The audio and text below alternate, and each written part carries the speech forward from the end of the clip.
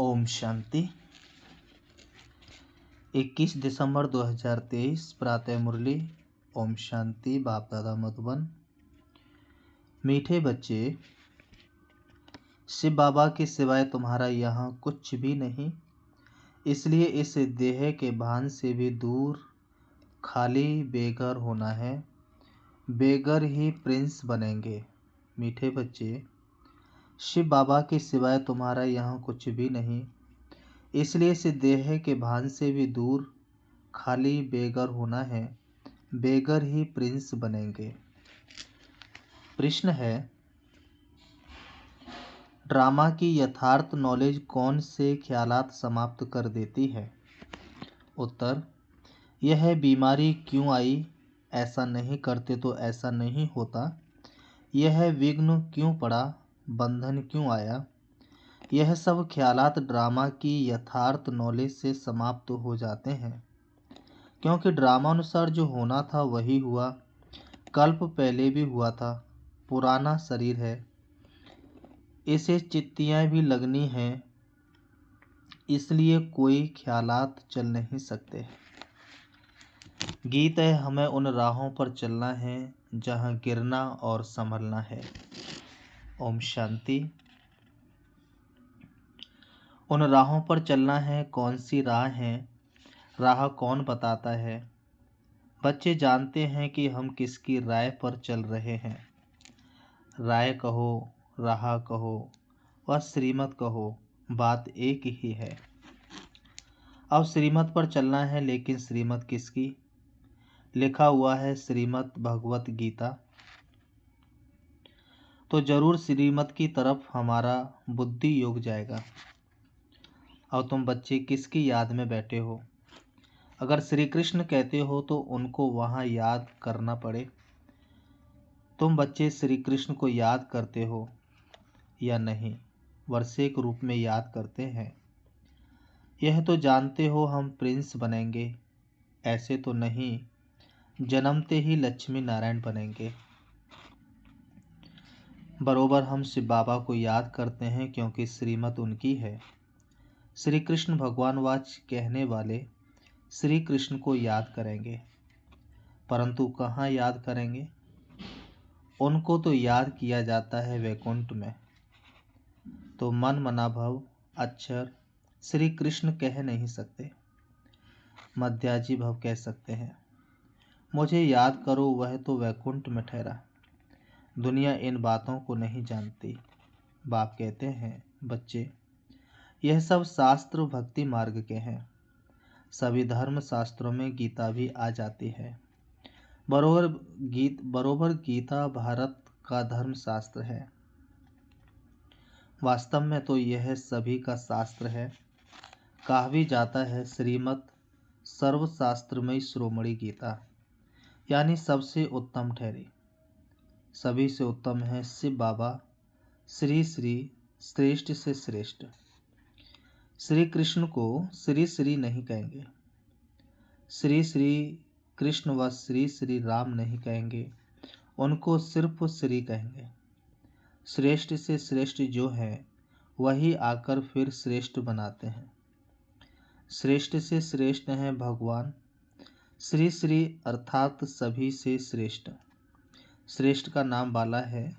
श्रेष्ठ तो जरूर देवी देवताओं को कहेंगे, जो अभी नहीं है। आजकल श्रेष्ठ किसको समझते हैं? अभी के लीडर्स आदि का कितना सम्मान करते हैं, परंतु उन्हें श्री तो कह नहीं सकते। महात्मा आदि को भी श्री अक्षर नहीं दे सकते। अभी तुमको ऊंचे से ऊंचे परमात्मा से ज्ञान मिल रहा है। सबसे ऊंचा है परमपिता परमात्मा, फिर है उनकी रचना, फिर रचना में ऊंचे से ऊंचे हैं ब्रह्मा विष्णु शंकर। यहाँ भी नंबरवार मर्तबे हैं। ऊंचे से ऊंचे प्रेसिडेंट, फिर प्राइम मिनिस्टर, यूनियन मिनिस्टर। बाप बेट सृष्टि के आदि मध्य अंत का राज समझाते हैं। भगवान रचयिता है। अब रचयिता अक्षर कहने से मनुष्य पूछते हैं, सृष्टि कैसे रची गई? इसलिए यह जरूर कहना पड़ता है कि त्रिमूर्ति शिव रचयिता है। वास्तव में रचयिता के बजाय रचवाने वाला कहना ठीक है। रचयिता के बजाय रचवाने वाला कहना ठीक है। ब्रह्मा द्वारा दैवी कुल की स्थापना कराते हैं। ब्रह्मा द्वारा स्थापना किसकी?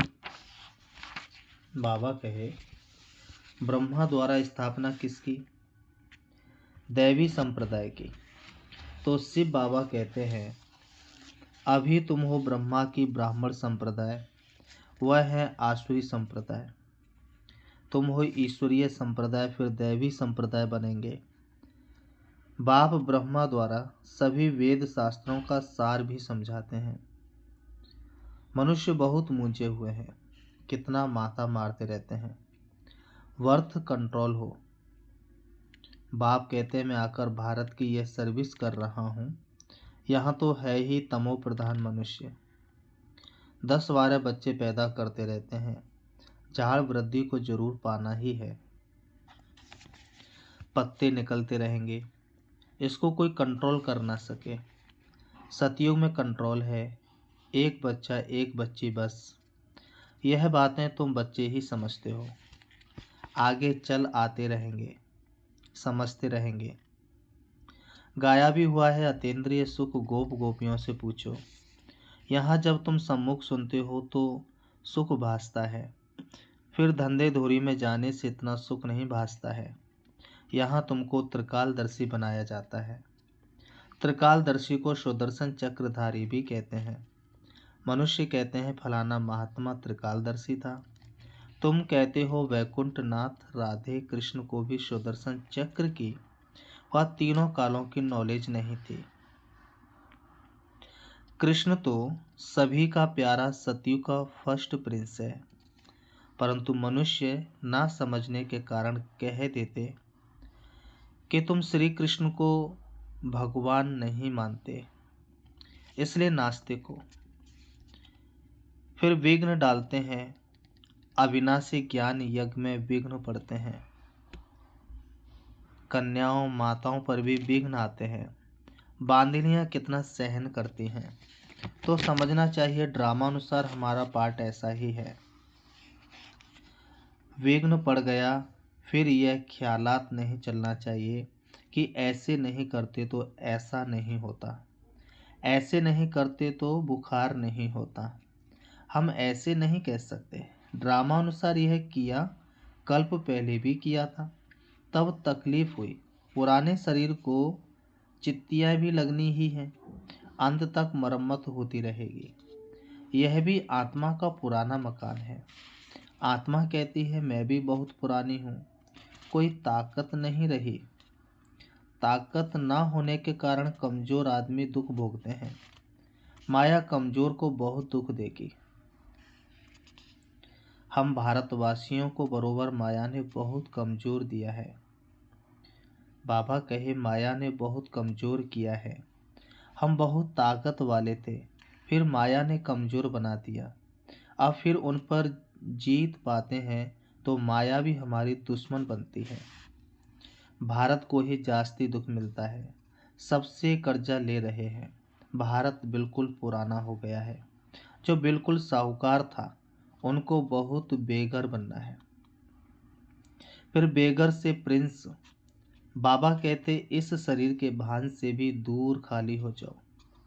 तुम्हारा यहाँ कुछ है नहीं, सिवाय एक शिव बाबा, दूसरा ना कोई। तो तुमको बहुत बेघर बनना पड़े। युक्तियाँ भी बताते रहते हैं। जनक का मिसाल, गृहस्थ व्यवहार में रहते कमल समान रहना है, श्रीमत पर चलना है, सब सरेंडर भी कर देना है। जनक ने सब कुछ दिया, फिर उनको कहा कि अपनी मिल्कियत तुम संभालो और ट्रस्टी होकर रहो। हरिश्चंद्र का भी दृष्टांत है। बाप समझाते हैं बच्चे, तुम अगर बीज नहीं बोएंगे तो तुम्हारा पद कम हो जाएगा। फॉलो फादर, तुम्हारे सामने यह दादा बैठा है, बिल्कुल ही शिव बाबा और शिव शक्तियों को ट्रस्टी बनाया। शिव बाबा थोड़े ही बैठ संभालेंगे, यह अपने पर थोड़े ही बलि चढ़ेगा। इनको माताओं पर बलि चढ़ना पड़े, माताओं को ही आगे करना है। बाप आकर ज्ञान अमृत का कलश माताओं को ही तो देते हैं कि मनुष्य को देवता बनाए, लक्ष्मी को नहीं दिया है। इस समय यह है जगत अम्मा, सतयुग में होगी लक्ष्मी। जगत अम्मा का गीत कितना अच्छा बना हुआ है, उनकी बहुत मान्यता है। वह सौभाग्य विधाता कैसे है, उनको धन कहाँ से मिलता है? क्या ब्रह्मा से, कृष्ण से? नहीं, धन फिर भी मिलता है ज्ञान सागर से। यह बड़ी गुप्त बातें हैं ना, तो भगवान वाच्य है सबके लिए। भगवान तो सबका है ना, सब धर्म वालों को कहते हैं मामेकम याद करो। भले शिव के पुजारी भी बहुत है, परंतु जानते कुछ भी नहीं, वह हुई भक्ति। अब तुमको ज्ञान कौन देते हैं? Most beloved father. Shri Krishna को ऐसे नहीं कहेंगे, उनको सतयुग का प्रिंस कहेंगे। भले श्री कृष्ण की पूजा करते हैं, परंतु यह ख्याल नहीं करते कि वह सतयुग का प्रिंस कैसे बना। आगे हम भी नहीं जानते थे, तुम बच्चे अब जानते हो। बरोबर हम फिर से प्रिंस प्रिंसेज बनेंगे, तब तो फिर बड़े होकर लक्ष्मी नारायण को वरेंगे ना। यह नॉलेज है ही भविष्य के लिए, इसका फल 21 जन्म के लिए मिलता है। कृष्ण के लिए नहीं कहेंगे कि वह वर्षा देते हैं, वर्षा बाप से मिलता है। शिव बाबा राजयोग सिखलाते हैं, ब्रह्मा के मुख से हजारों ब्राह्मण निकलते हैं, उन्हों को ही यह शिक्षा मिलती है। सिर्फ तुम ब्राह्मण को कल्प के संगम युग की, बाकी सारी सृष्टि है कलयुग की। बाबा कहे सिर्फ तुम ब्राह्मण हो कल्प के संगम युग के, बाकी सारी सृष्टि है कलयुग की। वह सब कहेंगे अब हम कलयुग में हैं, तुम कहेंगे हम संगम पर हैं। यह बातें कहीं है नहीं, यह नई नई बातें दिल में रखनी है। मुख्य बात है बाप और वर्षे को याद करना। अगर पवित्र नहीं रहेंगे तो योग कभी नहीं लगेगा, लॉ नहीं कहता, इसलिए इतना पद भी नहीं पा सकेंगे। थोड़ा योग लगाने से भी स्वर्ग में तो जाएंगे। बाप कहते हैं अगर पवित्र नहीं बनेंगे तो मेरे पास आ नहीं सकेंगे। भले घर बैठे भी स्वर्ग में आ सकते हैं, अच्छा पद पा सकते हैं, परंतु तब जबकि योग में रहें, पवित्र रहें। पवित्रता बगैर योग लगेगा नहीं, माया लगाने नहीं देगी। सच्चे दिल पर साहेब राजी होगा। जो विकार में जाते रहते हैं, कहते हैं मैं शिव बाबा को याद करता हूँ, यह तो अपनी दिल खुश करते हैं। मुख्य है पवित्रता। कहते हैं वर्थ कंट्रोल करो, बच्चे पैदा मत करो, यह तो है ही तमो प्रधान दुनिया। अभी तुम बाबा बर्थ कंट्रोल करा रहे हैं, अभी बाबा बर्थ कंट्रोल करा रहे हैं। तुम हो सभी कुमार कुमारियां, तो विकार की बात नहीं। यहाँ तो विश्व पर बच्चियों को कितना सहन करना पड़ता है। बाबा कहते हैं बहुत परहेज रखनी है। यहाँ ऐसा तो कोई नहीं होगा जो शराब पीता होगा। बाप बच्चों से पूछते हैं अगर झूठ बोलेंगे तो धर्मराज की कड़ी सजा भोगनी पड़ेगी। भगवान के आगे तो सच बोलना चाहिए। कोई जरा भी शराब किसी कारण से अथवा दवाई रीति से पीते हैं, कोई ने हाथ नहीं उठाया है। बाबा कहते हैं भगवान के आगे तो सच बोलना चाहिए।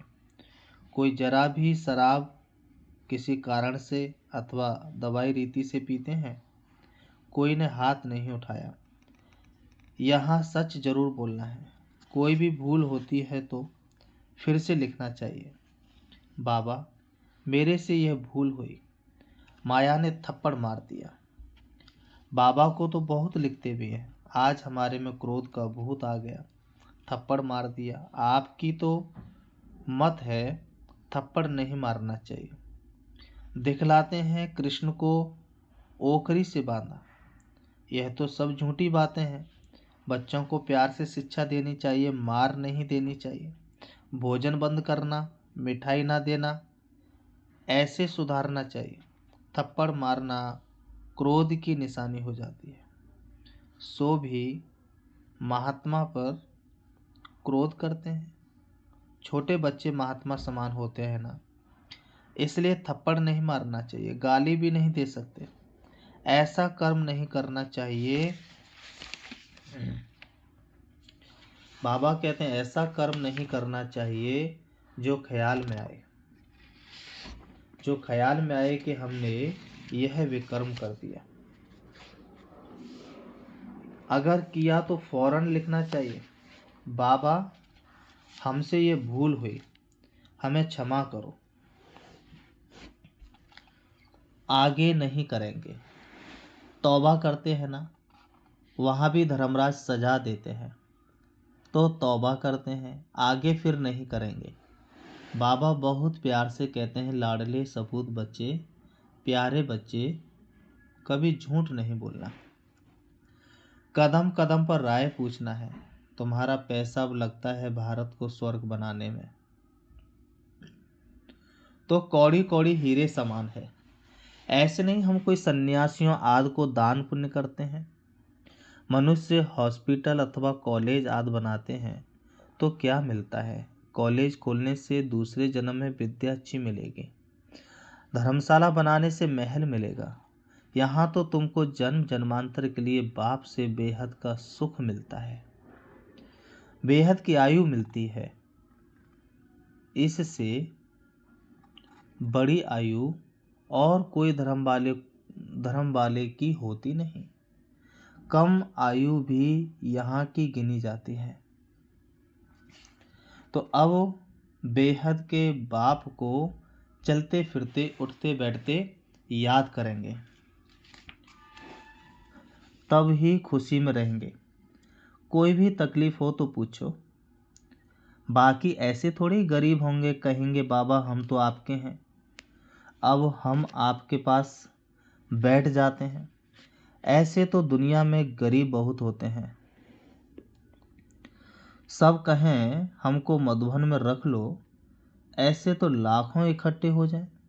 यह भी कायदा नहीं।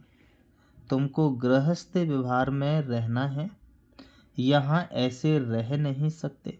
धंधे में हमेशा ईश्वर अर्थ 1-2 पैसा निकालते हैं। बाबा कहते हैं अच्छा तुम गरीब हो, कुछ भी नहीं निकालो, नॉलेज को तो समझो और मनमना भव हो जाओ। तुम्हारी है मम्मा ने क्या निकाला, तुम्हारी मम्मा ने क्या निकाला, फिर वह ज्ञान में भी टिकी है, तो तन मन से सेवा कर रही है। इसमें पैसे की बात नहीं, बहुत बहुत करके 1 रुपया दे देना, तुम्हें साहूकार जितना मिल जाएगा। पहले अपने गृहस्थ व्यवहार की संभाल करनी है, बच्चे दुखी ना हो। अच्छा तो बाबा कहते मीठे मीठे सिकलिधे बच्चों प्रति माता पिता बाप दादा का याद प्यार और गुड मॉर्निंग। रूहानी बाप की रूहानी बच्चों को नमस्ते, रूहानी हम बच्चों की रूहानी बाप दादा को याद प्यार और नमस्ते नमस्ते नमस्ते। धारणा के लिए मुख्य सार नंबर 1, ऐसा कोई कर्म नहीं करना है जिसके पीछे ख्याल चले तौबा तौबा पश्चाताप करना पड़े। झूठ नहीं बोलना है, सच्चे बाप से सच्चा रहना है। दूसरा, भारत को स्वर्ग बनाने में अपनी एक एक कौड़ी सफल करनी है। ब्रह्मा बाप समान सरेंडर हो, ट्रस्टी बनकर रहना है। वरदान है हर आत्मा के संबंध संपर्क में आते सब प्रश्नों से पार रहने वाले सदा प्रसन्न चित भव। स्पष्टीकरण है, हर आत्मा के संबंध संपर्क में आते कभी चित्त के अंदर यह प्रश्न उत्पन्न ना हो कि यह ऐसा क्यों करता व क्यों कहता है। यह बात ऐसे नहीं ऐसे होनी चाहिए। बाबा कहे जो इन प्रश्नों से पार रहते हैं वही सदा प्रसन्नचित रहते हैं, लेकिन जो इन प्रश्नों की क्यू में चले जाते हैं, रचना रच लेते तो उन्हें पालना भी करनी पड़ती, समय और एनर्जी भी देनी पड़ती। इसलिए इस व्यर्थ रचना का बर्थ कंट्रोल करो। स्लोगन: अपने नयनों में बिंदु रूप बाप को समा लो तो और कोई समा नहीं सकता। अपने नयनों में बिंदु रूप बाप को समा लो तो और कोई समा नहीं सकता। अच्छा, ओम शांति। अभी हम अपने आप को सोमान देंगे। मैं आत्मा शांत स्वरूप हूँ। शांति मुझे आत्मा का निजी संस्कार है। मैं आत्मा शांति के सागर शिव बाबा की संतान हूँ। इस अशांत संसार में रहते हुए भी मैं आत्मा संपूर्ण शांति का अनुभव कर रही हूँ। मैं शांति के सागर से मिलने के लिए इस देह रूपी वस्त्रों को त्याग कर चली जा रही हूँ। पहुँच जाती हूँ शांति धाम, शांति के देश, जहाँ शांति के सागर शिव बाबा सर्व शांति की किरणें फैला रहे हैं।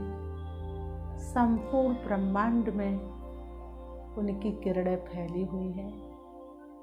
मैं आत्मा शांति के सागर शिव बाबा में समा जाती हूँ, उनकी किरणों में समा जाती हूँ। मैं शांति के सागर की किरणों में लहरा रही हूँ। मुझे आत्मा का कोना कोना शांत होता जा रहा है। वास्तव में मैं आत्मा क्रोध मुक्त हूँ। मेरे अंदर क्रोध का अंश मात्र भी नहीं है। मैं संपूर्ण शांति का अनुभव कर रही हूँ। मेरा मन पूरी तरह से शांत है। मैं शांति की शक्ति से भरपूर हो रही हूँ। अशांत संसार को शांति देने के लिए मैं आत्मा परमधाम से नीचे आ जाती हूँ सृष्टि रंगमंच पर। आकर के दोनों ब्रह्म के बीच भ्रकुटी में विराजमान हो जाती हूँ। मुझे आत्मा से निकलती हुई शांति की किरणें चारों तरफ फैल रही है। धीरे धीरे मेरी शांति की किरणें संपूर्ण विश्व को शांति का अनुभव करा रही है। कोई भी अशांत मन को शांत कर रही है। वास्तव में मैं आत्मा शांति स्वरूप हूँ। सारे विश्व को शांति का दान देने वाली हूँ। मैं शांति के सागर की संतान हूँ। ओम शांति।